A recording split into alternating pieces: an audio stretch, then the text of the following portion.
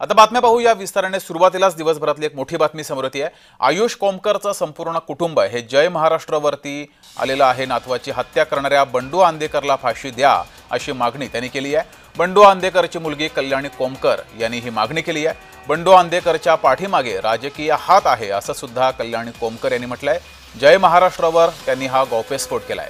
कोमकर कुटुंबियांनी जय महाराष्ट्राला एक्सक्लुझिव्ह मुलाखत दिली आणि या मुलाखतीत त्यांनी हा गौप्यस्फोट केलाय।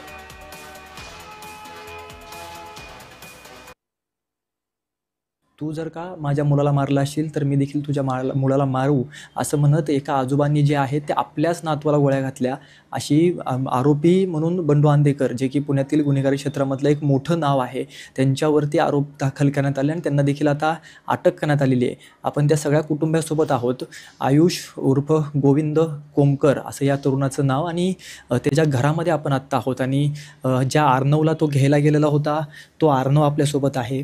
त्यांची आई कल्याणी कोमकर, त्यांची बहीण अक्षता कोमकर आणि सगळं कुटुंब जे आहे ते आपल्यासोबत आहे। कशा पद्धतीने ही सगळी घटना घडलेली आहे हे आपण जाणून घेणार आहोत। मी पहिल्यांदा तर तुमच्याकडे येतो की असं काही घडेल असं कधीही कल्पना केलेली नव्हती आणि आपल्याच कुटुंबातील आपल्याच वडिलांकडून आपल्याच मुलाचं अशा पद्धतीने केलं गेलं आहे। प्रथम खूपच अनपेक्षित होतं सगळं। मला वाटलंच नव्हतं की माझी लोक अशी करतील।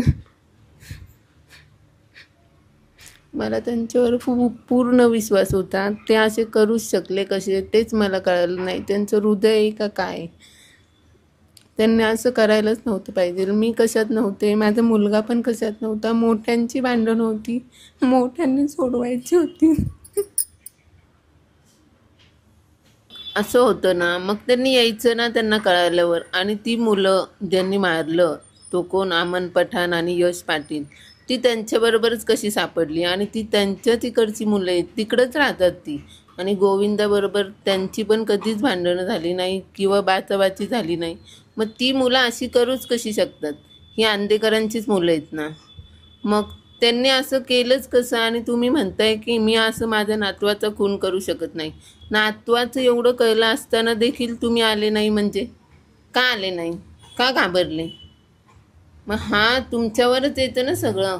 जेव्हा पण मी म्हणजे नाही का तो जेव्हा मला आणतो आणि जेव्हा पण मी बसतो गाडीवरती तेव्हा मी म्हणजे माझी नजर असते म्हणजे मागं साडल्या तेव्हा नाही का तेव्हा पण कोणच नव्हतं।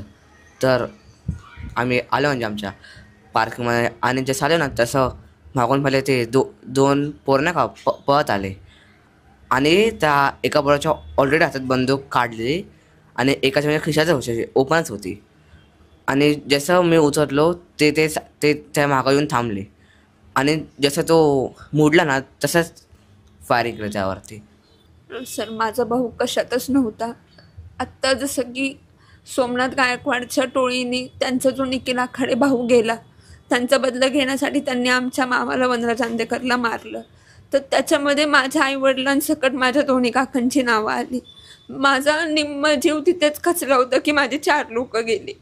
त्यातून पण आम्ही उभं होतो वर्षभरात की ठीक आहे असतील मोठ्यांची भांडणं जी त्यांच्याकडं, पण आता आपल्याला आपल्या कुटुंबासाठी उभं राहायचं आहे। एवढं सगळं करताना आम्ही आमचं करून खात होतो। अण्णांसंग आम्ही कधी वरमान उचलून बोललो पण नाही, त्यांना आम्ही आजपर्यंत रिस्पेक्टच दिलाय। तुम्ही विचारू शकता बाहेर, पण तरी पण त्यांनी माझ्या भावाचं असं केलं सर।